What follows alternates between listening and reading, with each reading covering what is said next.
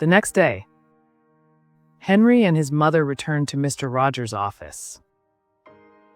This time, the room felt heavier. Not because of what was being discussed, but because of what had already been decided. After days of prayer, tears, and whispered conversations behind closed doors, they had chosen to let the company go. Mr. Rogers had done the hard part. He found a buyer, someone fair, someone willing to take on a weight the Felix family could no longer carry.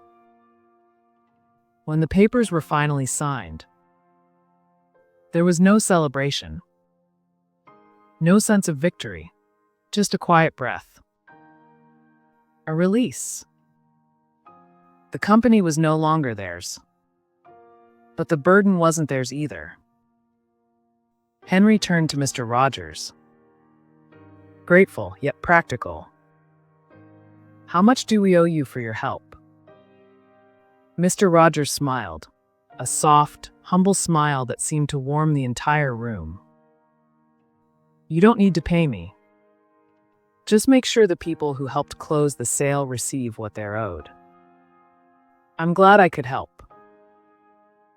Henry and his mother were moved, deeply, in a season where everything felt like it was slipping through their fingers.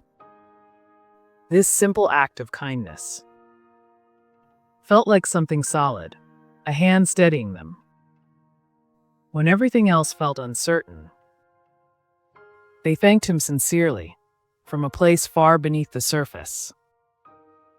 Because sometimes it's the quiet grace of others that keeps a weary heart from collapsing. With the company behind them, life began to shift, quietly, almost imperceptibly. Henry threw himself into his studies, determined to finish high school. He kept his head down and did everything he could to ease the weight on his mother's shoulders. But the next chapter approached faster than anyone expected. He had to leave. The morning he packed for the city, there was no dramatic farewell. No speeches, no tears on the doorstep.